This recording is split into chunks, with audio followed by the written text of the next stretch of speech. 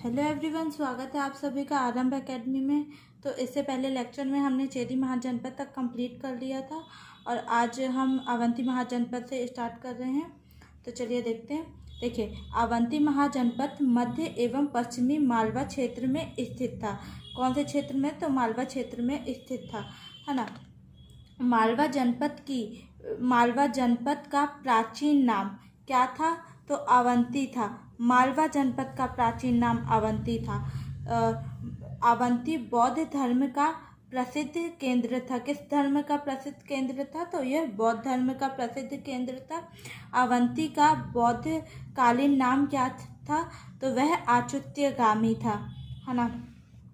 महावीर स्वामी एवं गौतम बुद्ध के समकालीन अवंती नरेश राजा चंड प्रद्योत था। यानी कि जो महावीर स्वामी और गौतम बुद्ध के समकालीन कौन था अवंती का राजा? तो वह चंड प्रद्योत था, है ना। चंड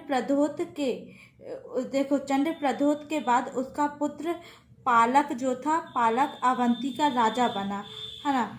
और पालक ने वत्स यानी कि ग्वालियर का प्राचीन नाम है ना। राज्य पर आक्रमण कर कौशाम्बी पर अधिकार कर लिया। यानी कि जो पालक था चंड प्रद्योत का पुत्र, उसने वत्स यानी कि ग्वालियर राज्य पर आक्रमण किया और कौशाम्बी पर अधिकार कर लिया, जो कि उस टाइम ग्वालियर की राजधानी थी, है ना। प्रद्योत वंश का जो अंतिम शासक था तो कौन था? वह नंदीवर्धन था। मगध के हर्यक वंश के अंतिम शासक नागदशक के काल में उनके आमत्य यानी वो सेनापति, है ना, शिशुनाग द्वारा अवंती राज्य पर आक्रमण कर वहां के प्रद्योत वंश के अंतिम शासक नंदीवर्धन को पराजित किया और अवंती राज्य के पूरे क्षेत्र को मगध में मिला लिया। देखिए, अगर क्वेश्चन ये बनता है कि अवंती राज्य को किसने मगध में मिलाया था? तो शिशुनाग ने मिलाया था। किस वंश के काल में मिलाया था? तो हर्यक वंश के काल में मिलाया था। और जिस टाइम अवंती को मगध राज्य में मिलाया गया था, मगध में किसका शासन था? तो नागदशक का शासन था, जो कि हर्यक वंश का अंतिम शासक था, है ना। अब क्या, और जिस टाइम अवंती को मगध में मिलाया गया उस टाइम अवंती में किस वंश का शासन था? तो प्रद्योत वंश का शासन था, है ना। और वो शासक कौन था? तो वह नंदीवर्धन था। शासन प्रद्योत वंश का था और शासक जो था वह नंदीवर्धन था, है ना। देखिए आगे, अवंती की 2 राजधानियां थीं। पहला तो उत्तरी अवंती, दूसरा दक्षिण अवंती। उत्तरी अवंती की राजधानी उज्जैनी थी, दक्षिण अवंती की राजधानी महिष्मती थी।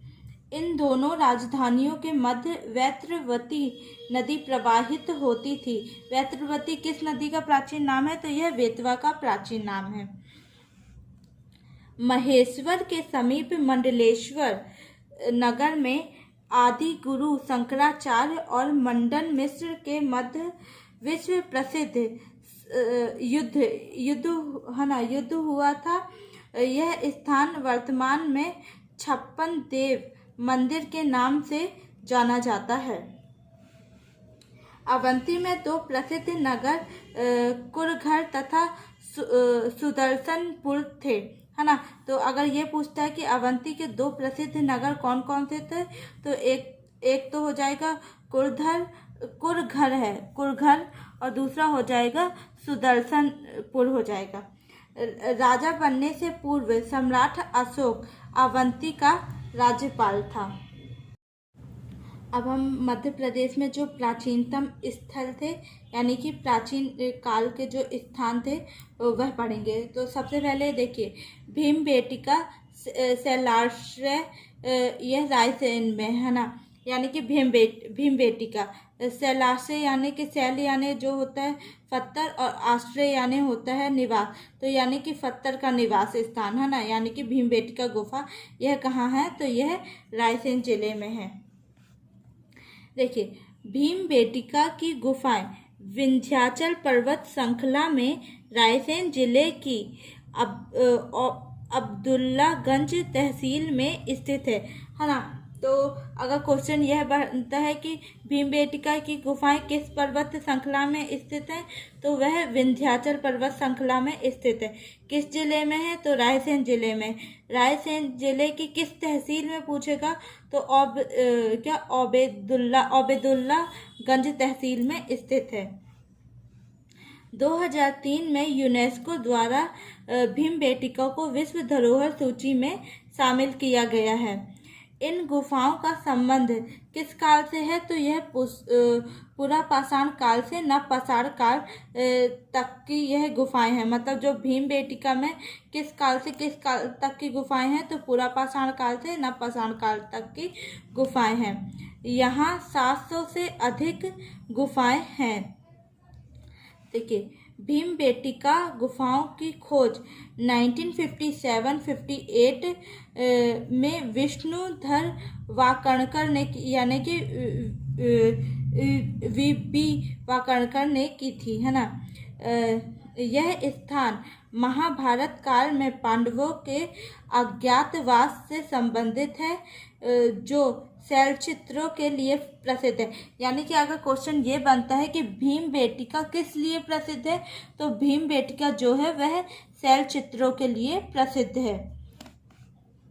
इन गुफाओं में आखेट, युद्ध, पक्षी, धार्मिक तथा व्यक्ति चित्रों का अंकन किया गया है। यानी कि यहाँ पर युद्ध, पक्षी, धार्मिक, व्यक्ति और आखेट ये सब चित्र अंकित किए हैं इस गुफा में।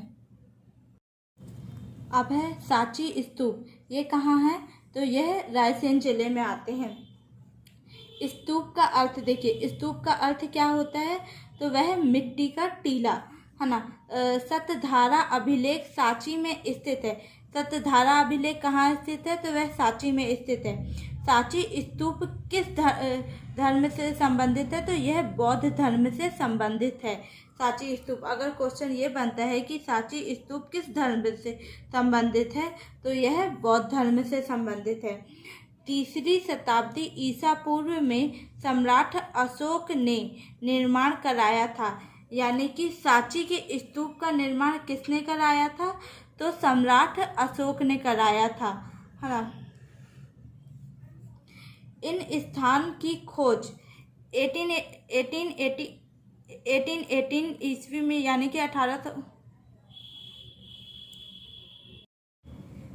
इस स्थान की खोज 1818 ईस्वी में जनरल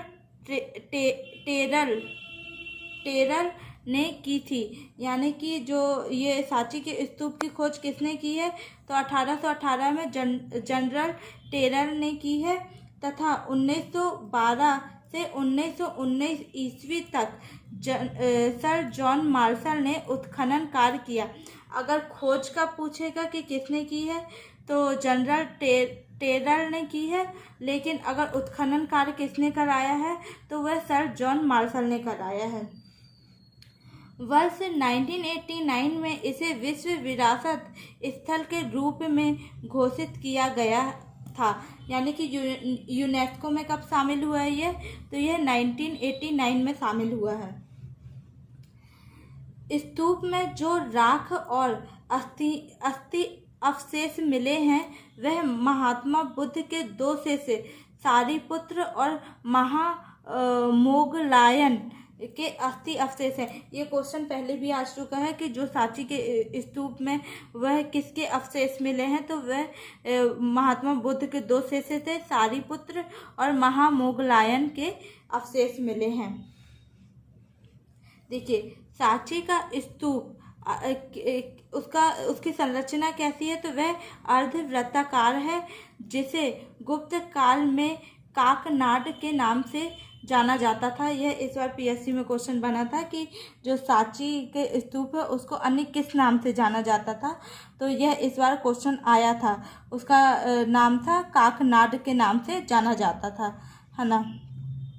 सांची स्तूप का निर्माण चेतीगिरी पर्वत पर किया गया था। चेतीगिरी पर्वत पर सांची के स्तूप का निर्माण किया गया था। स्तूपों की संख्या सांची में कुल 3 स्तूप हैं जो मौर्य काल से कालीन है। देखिए, अगर ये पूछता है कि सांची में कुल कितने स्तूप हैं, तो स्तूपों की संख्या कितनी है? 3 है। और यह सांची के जो स्तूप है किस काल से संबंधित है? तो यह मौर्य काल से संबंधित है। विशेष तथ्य है ना, आगे दे। मौर्यकालीन स्तूप में रेलिंग नहीं थी, जबकि मौर्य उत्तर काल में रेलिंग का निर्माण किया गया, जिसे वेदिका कहा जाता है। यानी कि अगर ये पूछेगा जो सांची के स्तूप में रेलिंग है उसे किस नाम से जाना जाता है, तो उसे वेदिका कहा जाता है ना। सांची के स्तूप में देखी जाने वाली सजावट की शैली को भरहूत शैली, यानी कि जो सांची के स्तूप में जो शैली देखी जाती है वह कौन सी शैली है? तो वह भरहूत शैली, जो शैली है उसे भरहूत शैली कहा जाता है ना। सांची स्तूप की वेदिका का पुनर्निर्माण पुष्यमित्र शुंग ने कराया था। यानी कि वेदिका का जो पुनर्निर्माण किसने कराया था? मौर्य काल में निर्माण हुआ था, उसका पुनर्निर्माण किसने कराया है? तो पुष्यमित्र शुंग ने कराया था। आगे अब भरहूत स्तूप देखिए, तो भरहूत स्तूप कहाँ है? यह सतना में है। भरहूत स्तूप किस धर्म से संबंधित है? तो यह बौद्ध धर्म से संबंधित है। मतलब बौद्ध धर्म से संबंधित है और शुंग कालीन स्तूप है। यानी कि जो भरहूत स्तूप है किस धर्म से संबंधित है? तो यह बौद्ध धर्म से संबंधित है और शुंग कालीन है।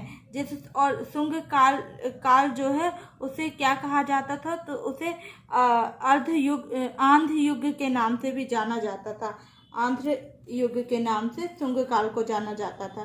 ठीक है, और भरहूत स्तूप जो है वह शुंग कालीन है, जबकि अभी हमने देखा सांची स्तूप जो है वो मौर्य कालीन है।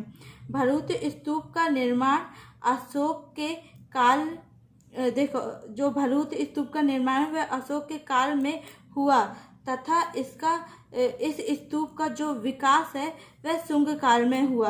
देखिए, निर्माण बस अशोक के काल में हुआ था, तब जबकि जो विस्तार है वह शुंग काल में हुआ, इसलिए इसे शुंग कालीन कहा गया है। ठीक है, यह सतना जिले के उचेहरा में स्थित है। भरहूत स्तूप की खोज 1873 में अलेक्जेंडर कनिंघम ने की थी। वर्तमान में भरहूत स्तूप नष्ट हो गया है, जिसके अवशेष कोलकाता संग्रहालय यानी कि म्यूजियम में स्थित हैं।